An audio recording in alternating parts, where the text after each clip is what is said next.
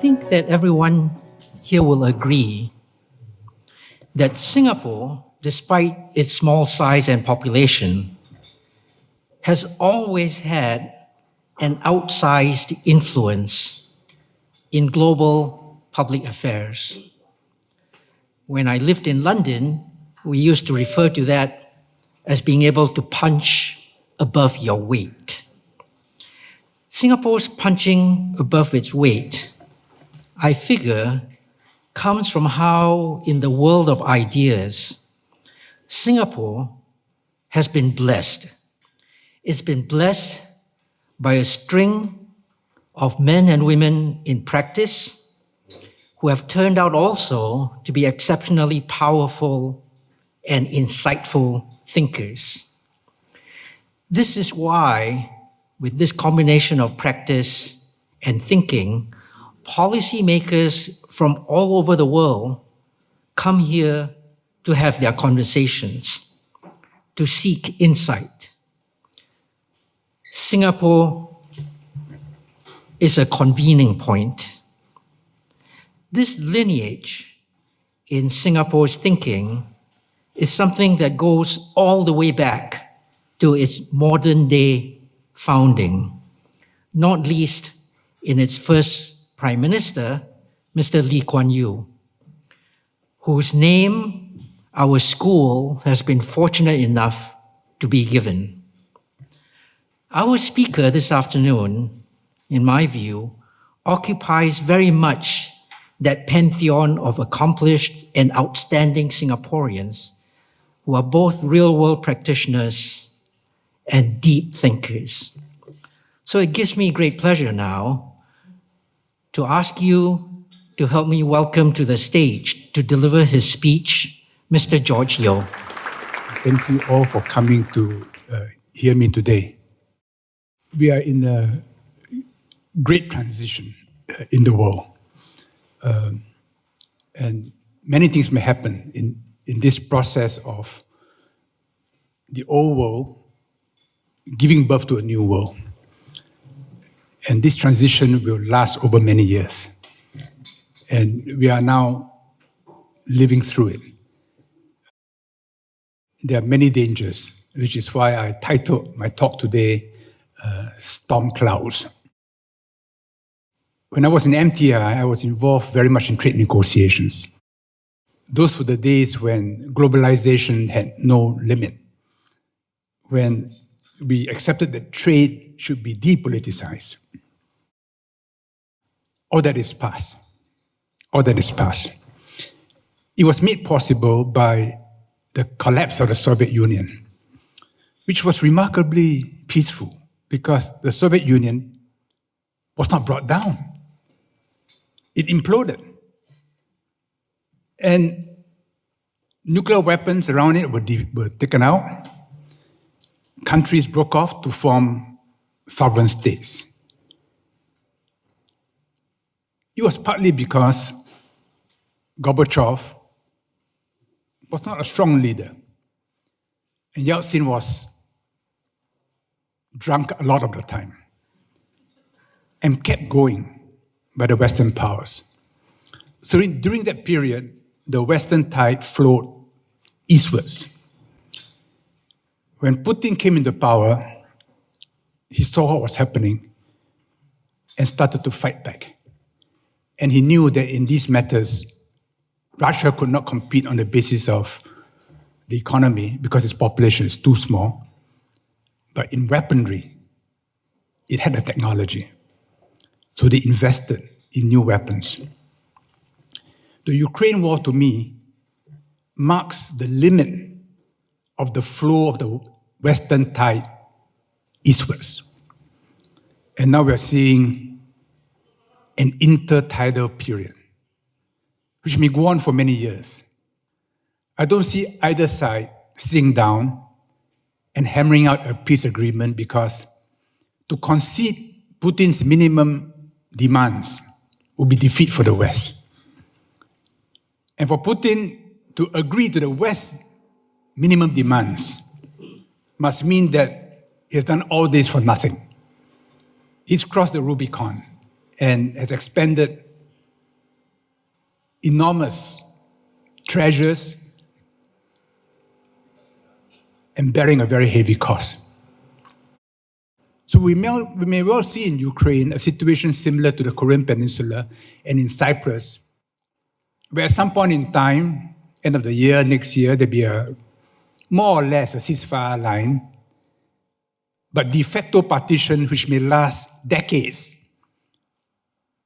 like that between North and South Korea and in Cyprus, with one part joining the EU, the other part, more Russian-speaking, being absorbed into the Russian sphere.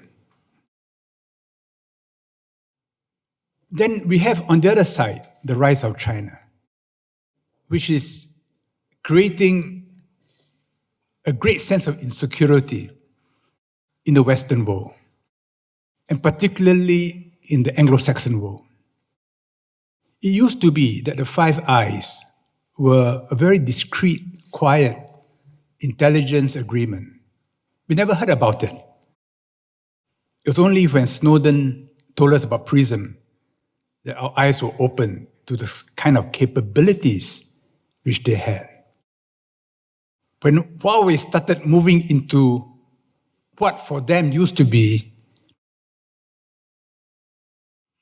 a domain completely accessible to them, they decided that Huawei was a great threat. So in one of their meetings, they decided to bring down Huawei. Recently, the head of the FBI, Christopher Wray, met the head of MI5, Ken McCallum, in London. And they gave a joint media presentation. That's very unusual. People in this business should always be quiet, discreet. For a long time, MI5 did not officially exist. To me, all this shows a certain tension, and they are now poised for a mortal fight. China sees this. He sees the Five Eyes countries, not the intelligence organizations, but the 5 countries, thinking in terms of decades. The purpose of AUKUS, which is to augment the attack submarines available to the Five Eyes countries to hunt Chinese strategic submarines in the South China Sea, is an example. Xi Jinping is fond of saying, 百年未有之大变局, changes not seen in 100 years. He kept repeating it. And people wonder, what did he mean by that, Oh, 东松下西降, the east rising, the west declining. That's a trite remark. He couldn't have been talking about that. Some said he was talking about technological change. That's bad now. I don't believe he was talking about that. A hint of what he was thinking about was revealed by Cui Tiankai. Cui Tiankai served as China's ambassador to the US for many years. He retired last July, and last December he gave a speech where he said, America's ill will for China has no bottom line. And underlying it is racism. China should be very careful. China should not lose what it has painfully gained over the years by rash action. And he said, never fight a war you cannot win, never fight a protracted war. So this was reported. So I said, were these off-the-cuff remarks? So I checked the video.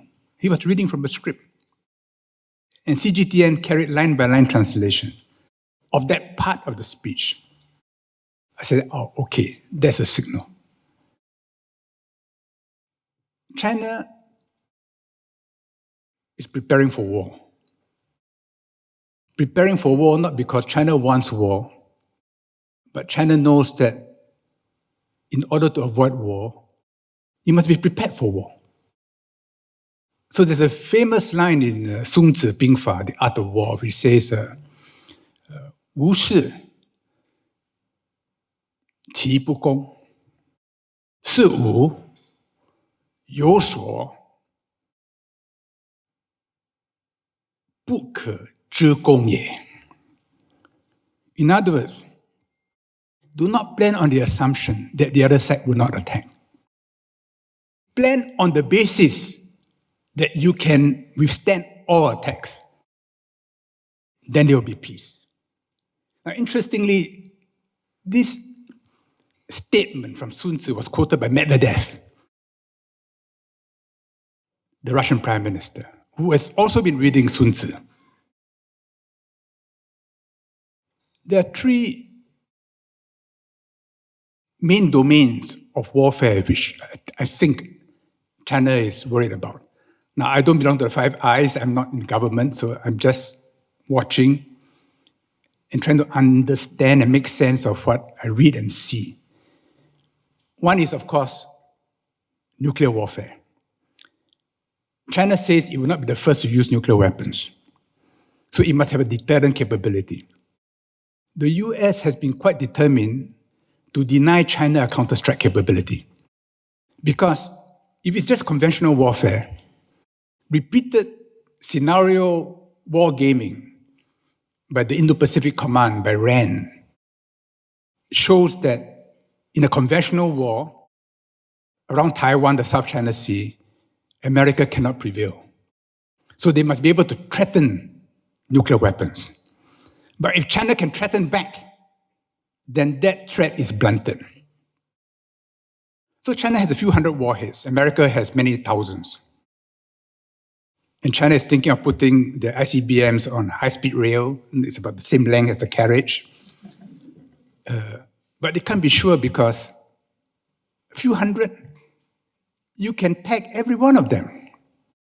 Yes, you have tunnels, but I know where the tunnels open and where they close, and I can close them. China's strategic bombing is very backwards, relatively speaking. So they are very dependent on strategic submarines, which is why the South China Sea is so important. It's not about navigation or shipping. At the core of it are nuclear submarines. You know, in Sanya, they have a facility like you see in James Bond movie, you know, deep down below the submarines come out. The Americans cover the seabed. They have all kinds of drones, seabed arrays, surveillance to monitor all the Chinese submarines. And the Chinese harass American submarines and encourage the fishermen to fish out American drones. They pay much more for a drone than for a tuna. And see. So there's a game going on which is not much reported, but which those who are interested follow. But just to be sure, China will increase its warheads to maybe 1,000, maybe more. So that whatever you do, you can't take out all my counter-strike capability.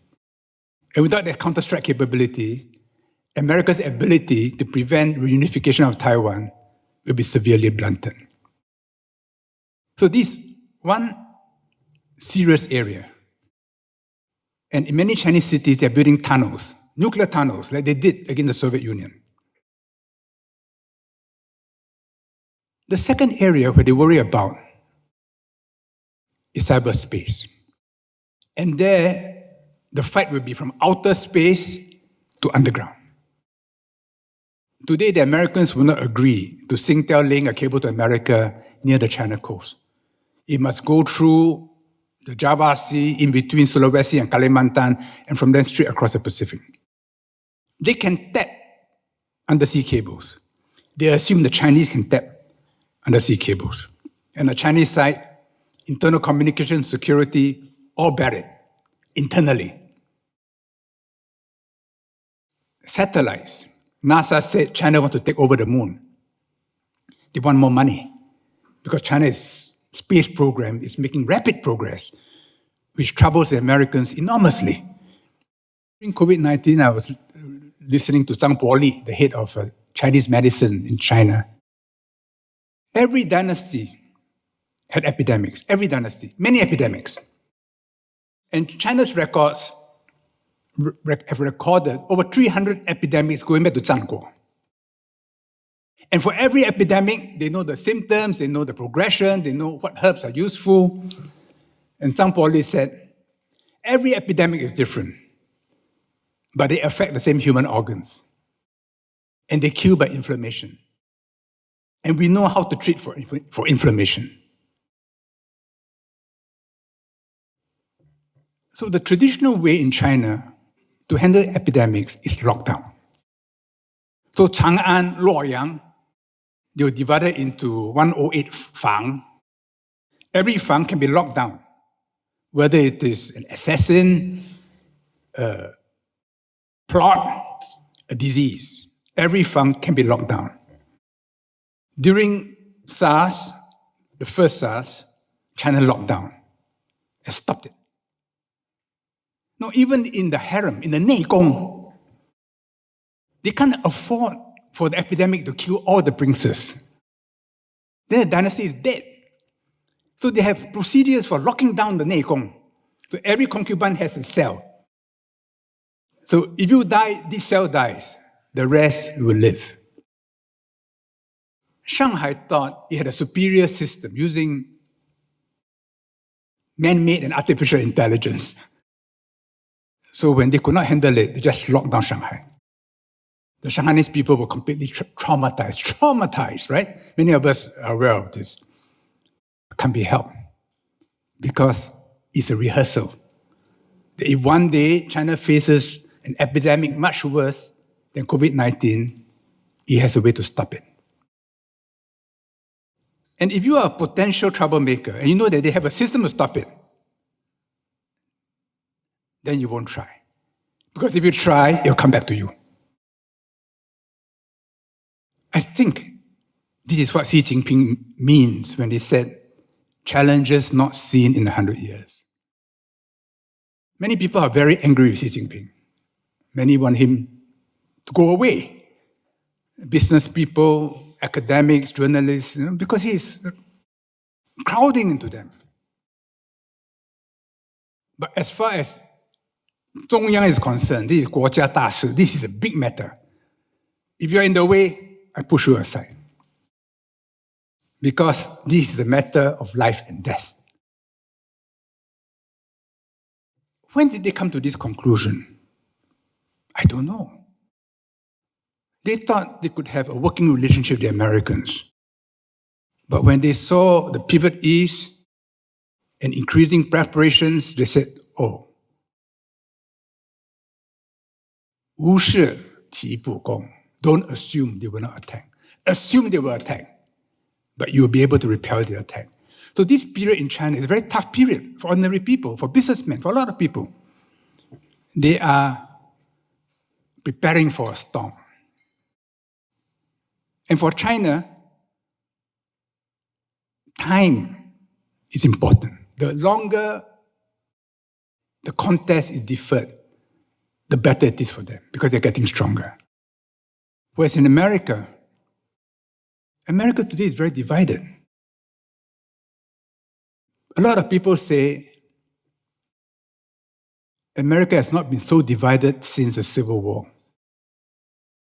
The Civil War was settled not by negotiation, not by one-table conversations. It was settled by violence. Terrible violence. So this period which America is going through now, where every institution has been weaponized and politicized, including the Supreme Court, is creating very deep divisions. To me, the greatest uncertainty in the world today is US politics. It's not US-China relations. This midterm, the Democrats may face a terrible defeat. And for that reason, in the short term, relations between the US and China are improving.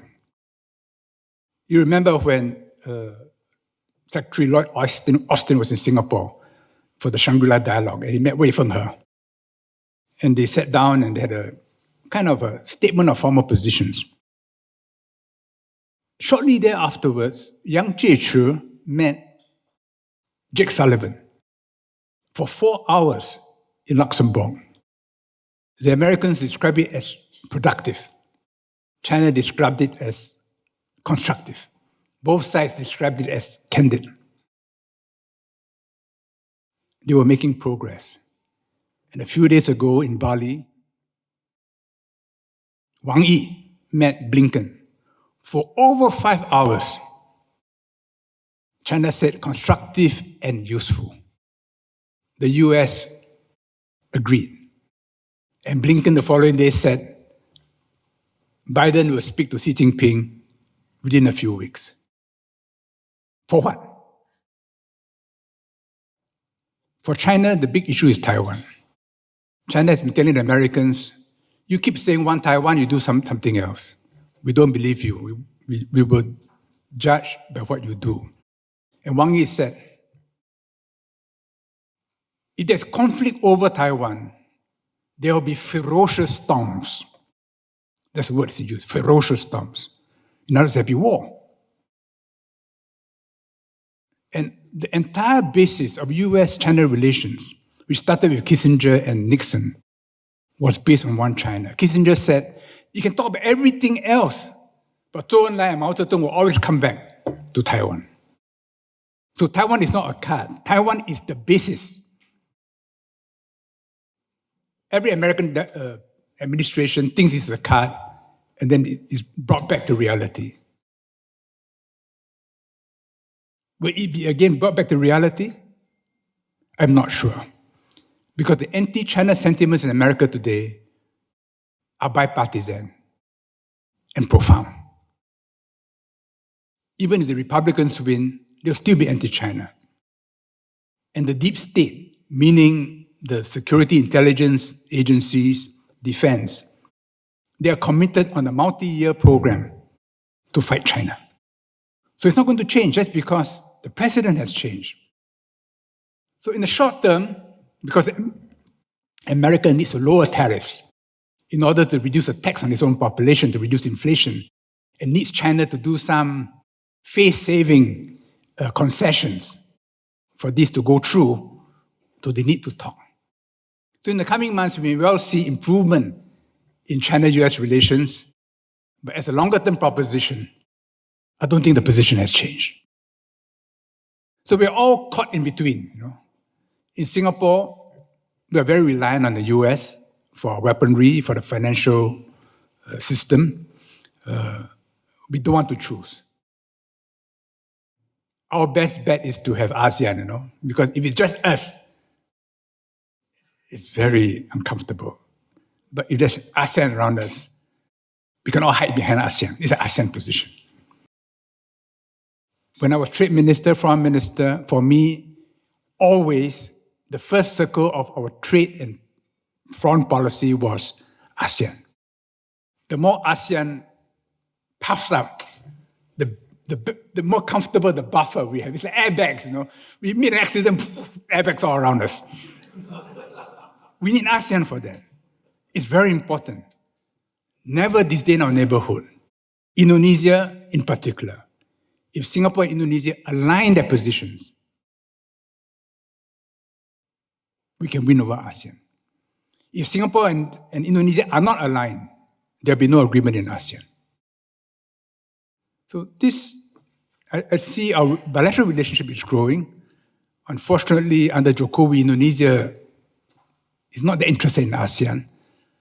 I hope this will progressively change. I'm very heartened that over the G20, Jokowi took a firm stand and told the G7 countries, if you don't attend my dinner, no, it's a voluntary dinner. It's okay. If you want to walk out, you may be going to the toilet, 7 of you. It's okay. It's okay. We still have the meeting. But we will not invite Putin. And we will not hint to him that he should not come.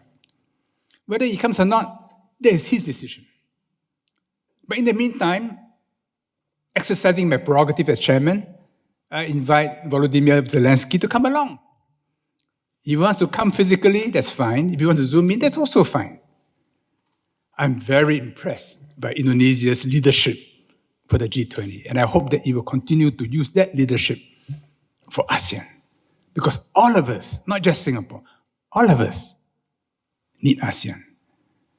And for those of us who are in business, I think we have to think through clearly, because whether we like it or not, globalization that we were used to has crested.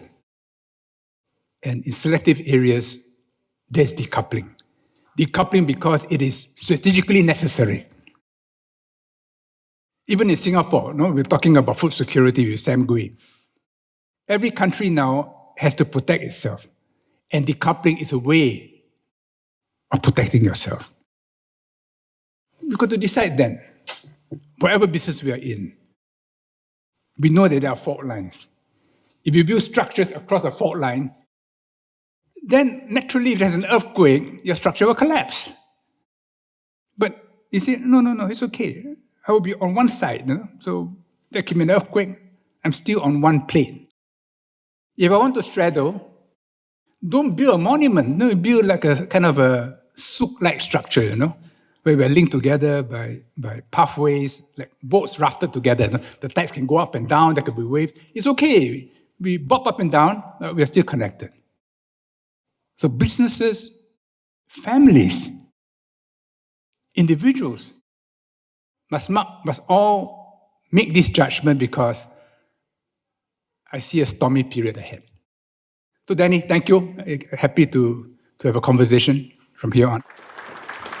Thank you, George, for an amazing tour of the world horizon. Very sobering.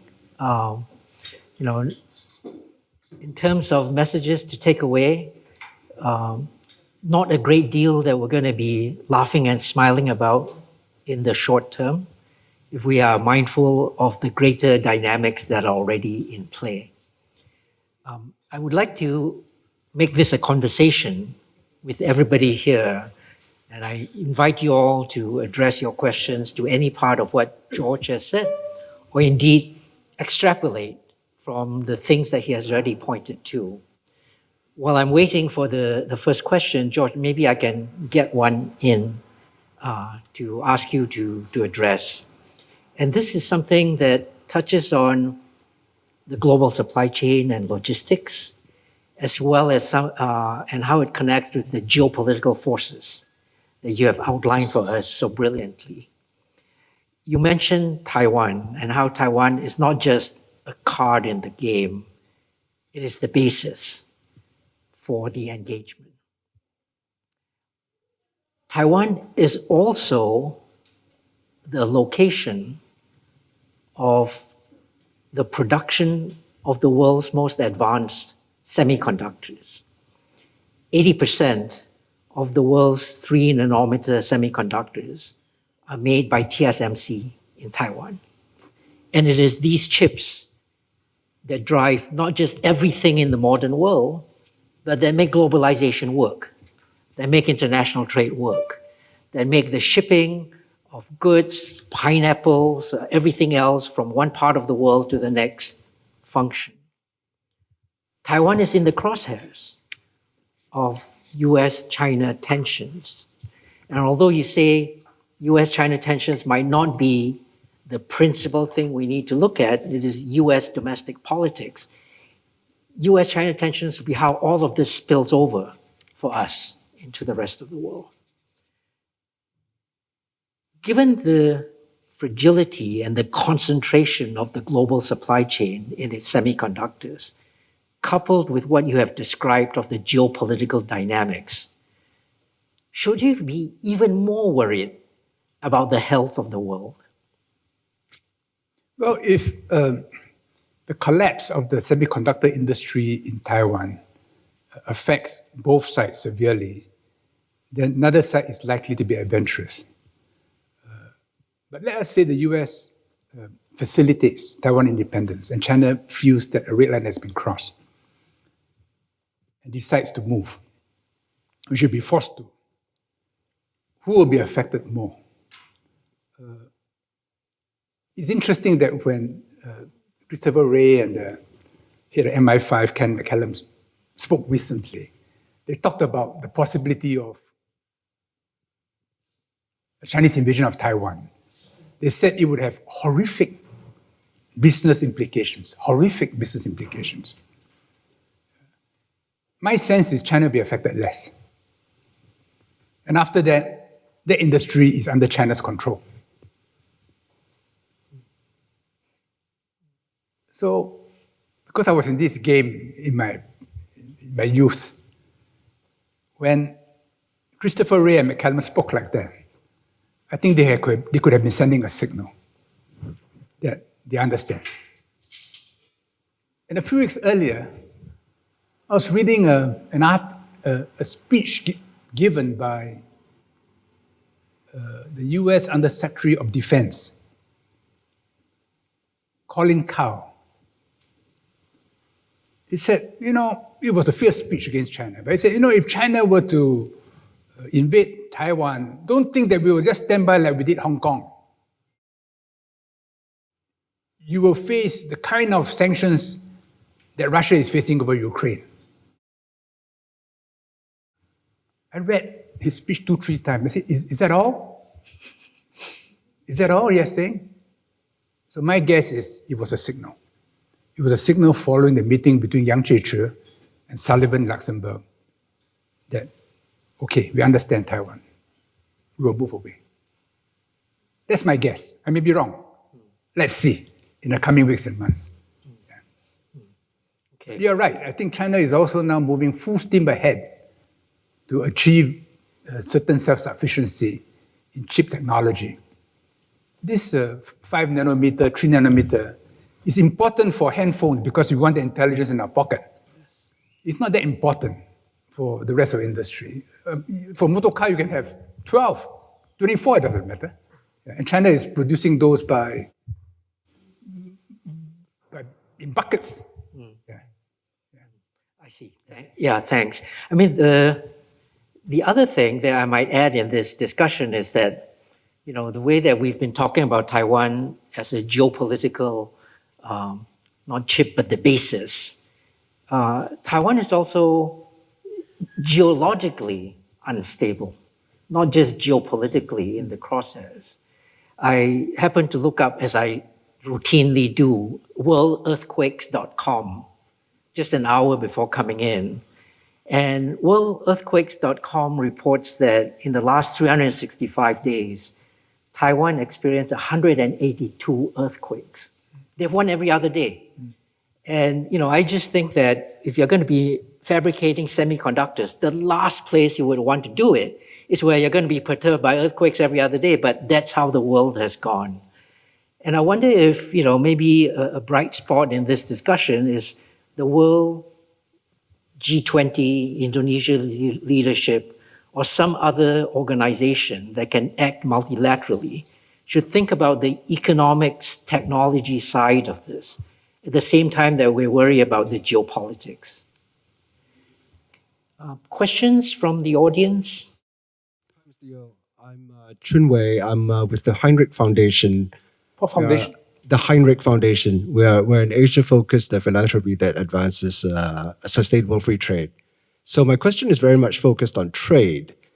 And you as a minister were pivotal in the WTO in its early days. You were involved in Seattle. You played a key role in Cancun. Zoellic depended on you to marshal the developing countries. When you look at the WTO now, and there's been a great success in recent months, but that comes on the heels of years of setbacks. How do you see the future of the WTO developing alongside all the issues that you've raised in terms of geopolitics? Last night I was working on, I'm writing a series of musings, which has been growing, so it'll be published in 3 books. So I'll be talking about WTO and world trade in my 3rd volume. And I was going over my drafts, and I was reflecting with some sadness that the heady days of globalization has passed. GATT was a way to organize the free world during the Cold War. Free trade. It was America's largest economy. providing the basis. Buyer of last resort, seller of last resort. Then collapse of the Soviet Union. The whole world got sucked into it. GATT became the WTO. And we thought that there was no limit to globalization, that trade would finally be depoliticized. Now we know that we were naive. The world has now gone back to what it's always been in history. So when you talk about WTO, because I chaired agriculture during those periods, I said, well, it's a moment in history. It's past. We have to accept that the world from here on is both global and local, decoupled in strategic areas, and everybody increasingly concerned about the inner circles of security. Economic, food, cultural, everything. It is the result of a multipolar world. It was unipolar, with one world having its own free trade arrangements. Then it was bipolar, then it became unipolar, and now it's becoming multipolar. And when was the last time we had a multipolar world? Well, before the Second World War. So within the British Empire, there were imperial preferences. Within the Dutch Empire, they had their own preferences. America had its own internal market. So we're going back to that world. So perhaps there's nothing new under the sun. And the period that you talk about was the aberration in human affairs. Just to follow up this part of the conversation, if I may, the question struck me as one about economic alignment in terms of trade. George, your answer touched on that, but it also reached into geopolitics, geopolitical alignment. When you talk about multipolarity as sort of the way the world is now, it's a statement about political systems, about beliefs, interests, and values. And I wonder if the alignment between the economics and politics is something that we agree to too readily. Is it possible to have a multilateral trading system when, even if political beliefs are different, and in fact, for the last 50 years, it seemed like we had that. After Nixon went to China, America was quite happy to let China continue on its socialist, communist ways, as long as it traded a certain way. Is that world no longer possible? That world where there's a separation between the economics and politics? It was only a short moment in history. China joined the WTO in 2001. I was there in Doha. By 2011, Obama's administration was talking about the pivot east. Yeah. And increasingly identifying China as the major threat to the US. It only lasted 10 years. Yeah. So, no, it's an aberration. Yeah. I mean, I read about it with profound sadness because I spent so many years of my life on it. And those were some of the most stressful periods during my years in government. But we learn. Yeah. We learn. Other questions? Yes, sir. Not really a question, but more a comment. My views, if you don't mind. But it seems to me that globalization... May I know who you are, please? Oh, sorry. Brian Goh from the Tao Family Office, Single Family Office, ESG and Impact Investors.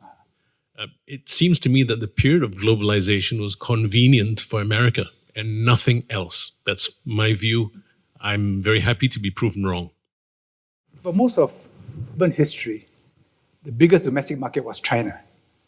And China had always had a very lively internal circulation, never really dependent on the external circulation. China is not giving up its external circulation, but it knows that everything about its political stability and its cultural coherence requires a vibrant internal circulation. And that's why it's got this system of administration where no one is allowed to be leader in its own locality. Everything reports to the center, a comprehensive system of canals and roads to ensure that in any crisis, food can be distributed, salt can be distributed, and revenues can be collected. And among all the ethnic groups, the Chinese are remarkable because China has a population of 1.4 billion, 1.5 billion. 94% are Han. this is not the result, this is not by accident, this is policy and preference. Because the Chinese government have always felt that governing non-Han people is very difficult. So among Han people, you can lock down, you can do all kinds of things, they will take it.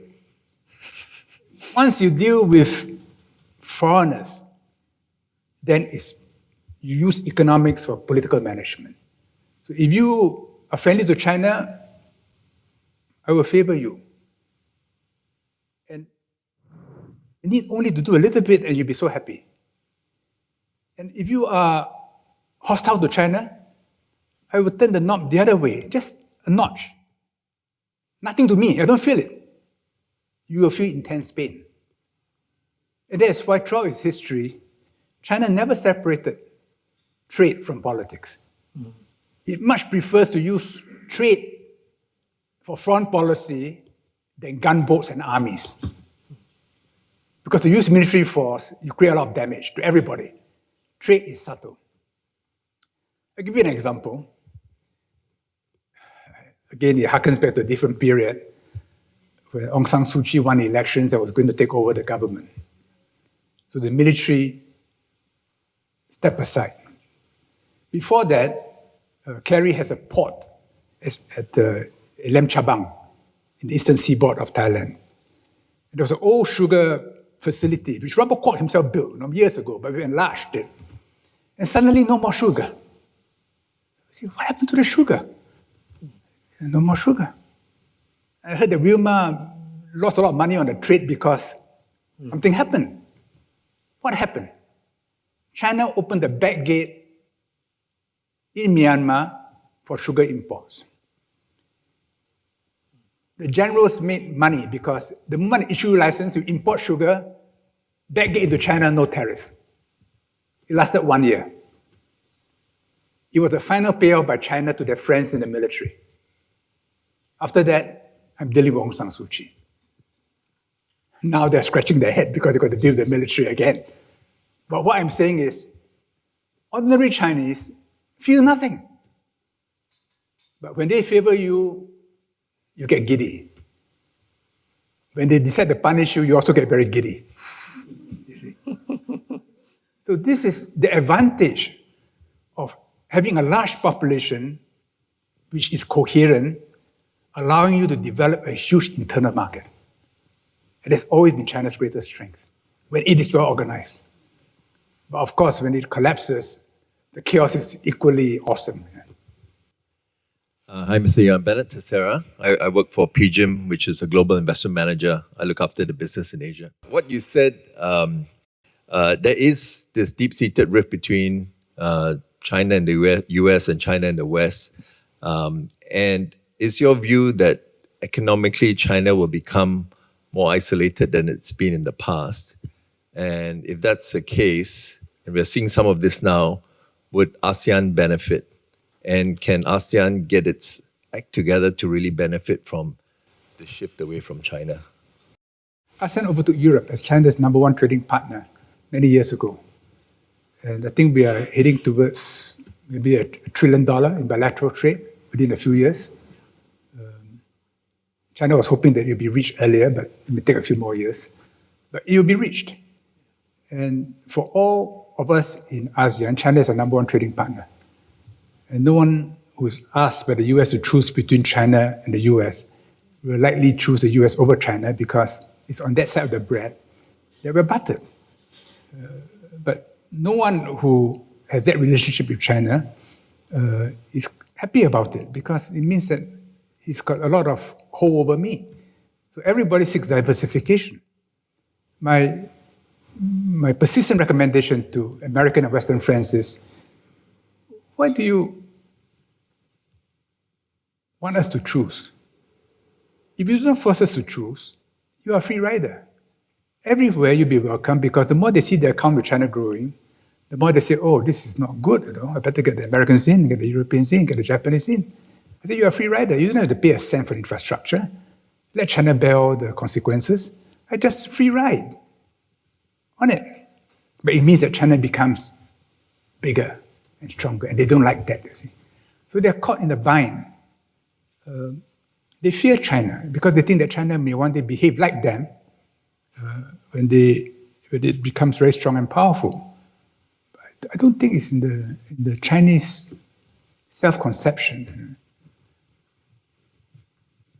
As I said, China is 94% Han for a population of 1.5 billion, not by accident, but by preference.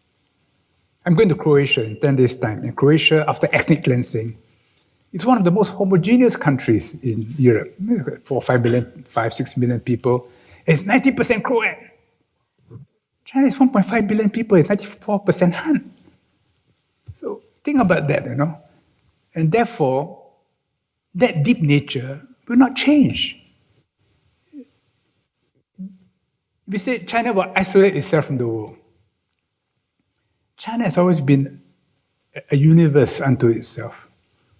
Always been a universe unto itself, which is why building walls is deep in the Chinese mindset. They're always building walls. You build a wall not to conquer other people. You build a wall to keep people out. So the Great Wall has been rebuilt in every dynasty. China has walls for finance, for capital markets, for culture, for education. And in the last few years, it has built the most awesome wall of all, the Great Virus Wall. And does it succeed? Walls are never 100%, but it's working. And if you leave aside the Western media report, China during COVID was the least damaged economy in the world. Least damaged. They continue to grow. And in fact, the manufacturing expanded, the exports grew. Last year, China's trade surplus was $650 billion US dollars. It's an enormous amount of money. Why? Why was there, we're talking about freight rates going up 20 times. Why? Because the ships left China full, they all returned empty. I was in this business, and I'm told my former company has made a lot of money. It used to be, you send the ship to Los Angeles, you say, okay, the moment you disgorge the containers, come home. When freight rate went beyond $5,000, they say, forget about the container, just leave the container there, ship come home. But I can replace the container, it's only $2,000 per box. So we may say, oh, China did terrible things during COVID. Yes, they may lock down one city, but they have hundreds of cities, which means that the other hundreds continue to operate normally. So if tomorrow your number is drawn, oh, tough, okay, we just take 1 month rest. The others continue. Now, Omicron is more complicated. I don't think it is worth their while to continue this strategy against Omicron, but they want to make sure that the entire country, including Shanghai, has a system in place. So my guess is after the 20th Party Congress, they'll loosen up. Yeah. Thank you. Sir. Mr. Yeo, my name is Andrew Tan. I work for Harvest Fund Management, a Chinese investment manager. So last November, I was in actually Paris, so I met the French. The French was asking me, when will China attack Taiwan? There was a big topical part about investing in China. So I told them, I'm not sure, but I'm more interested in and more likelihood to see when the Russians will invade Ukraine. Of course, I do not have a crystal ball in front of me to forecast that. So of course, the Europeans' obsession has been that, oh, the Chinese, they will attack Taiwan, Chinese has actually been going the wrong path. So assuming, this is a topical discussion about China and Taiwan, and then we have unfortunately seen what happened and how Singapore has reacted towards Russia and Ukraine. So assuming that this is a domestic affair and China were to declare war zone on Taiwan, should there be any conflict or whatsoever, what do you think Singapore should do? Or would Singapore do the same thing as what they did for, Russia and Ukraine? In view of what may potentially happen. This is just a case study. Singapore's One China policy goes back way before we even had diplomatic relations with China. When Jiang Jingguo agreed to let SAF trade in Taiwan in the mid-70s, second half of the 70s, Lee Kuan Yew told Jiang Jingguo, one day we'll recognize China and your 国会, your 国旗, your 国歌will all be stopped in Singapore. So there was no surprise. Singapore's position is very clear. Lee Kuan Yew got me to make the announcement in Parliament that we will allow the US to use our facilities. He was very clear that if there's a war over Taiwan, Singapore will not be involved. I don't believe that policy has changed. And Ukraine is an independent country. Now, whether our policy is right or wrong, and we can talk about that, it's not a situation which is analogous to Taiwan. I would say for the Chinese in Singapore, you do a poll, do you think Taiwan should be independent? I think the majority will say no. And the Singapore government says no, we'll support Taiwan independence. I think the government will face political problems domestically. Thank you. Robin, I'm going to have to give you the last question, and we're going to have to end after that. I know there are other people who have their hands up. I apologize ahead of time, but Robin. Thank you, Danny, for that privilege. George, it's always a pleasure to be at the receiving end as you impart your knowledge and wisdom. Robin Hu Temasek. My question is, given that there's so many business leaders in the audience today, that would you be able to, or you, no, not able, would you like to depict for us, what do you see as the US-China end game, and what are the possible scenarios of that, against a backdrop where the two powers have massive mistrust of one another, against a backdrop where the working level, long-established conduit of communication are no longer working, notwithstanding the fact that Blinken, Sullivan, Yellen, as well as Austin, and even General Mark Milley have spoken with their respective counterparts, against a backdrop where the floor or the red lines of the relationships are getting increasingly murky, and against a backdrop where the one most dangerous flashpoint, that is the Taiwan Straits, where the three key stakeholders all seem to be raising the temperature, where the US is sending officials to Taiwan, perhaps grandstanding, whereas China have declared that Taiwan Straits is no longer international waters or not international waters, and of course domestic politics in Taiwan are gravitating towards independence. So your thoughts on the end game of US-China? Thank you. There's a kind of Tai Chi Tui-So going on. The US is pushing here, pushing there, and China is letting the force go by it and sometimes returning it, but not pushing the US. And China's objective is, in time you will know my nature. That I'm happy with being 94% Han. I don't want to reduce it to 90%. So when you understand that nature, that I'm not like the old Soviet Union, then you may be less anxious about my being the biggest economy in the world. What the US is afraid of is they lose their top cultural, moral position in the world. And China is quite happy to say, look, it's okay, you be top dog, you be the world policeman, it's fine. You want to spend money on aircraft carriers in the Baltics, in the Caribbean, in the Persian Gulf, good luck to you. In their hearts, the Chinese know, because it's in their history, that you do this, you kill yourself. There's no profit in interfering in other people's affairs. And sooner or later, you will learn this lesson, which we learned painfully more than 2,000 years ago. You see? So I think the Chinese are playing for time.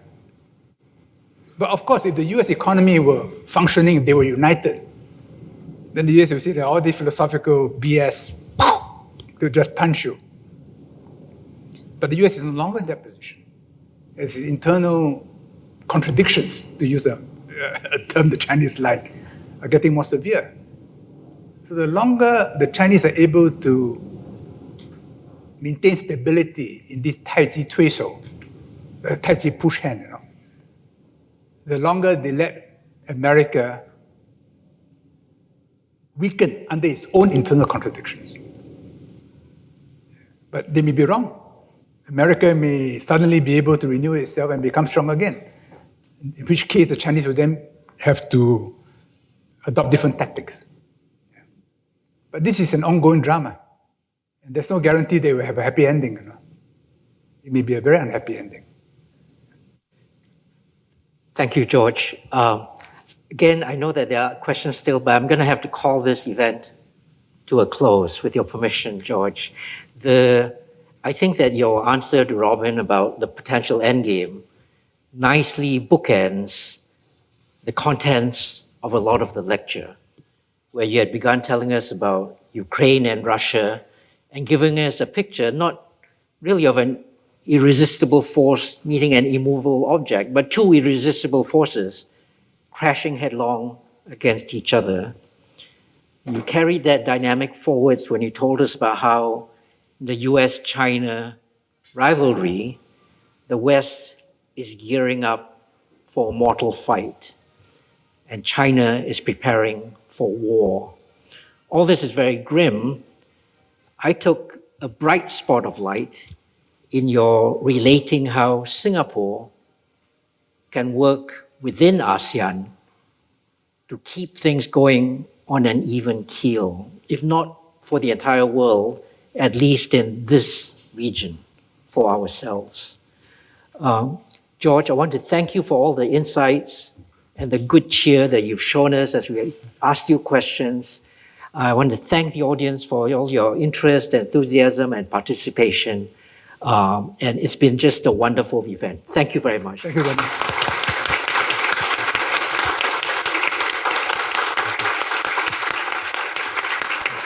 Thank you all for your support of the Kuan School.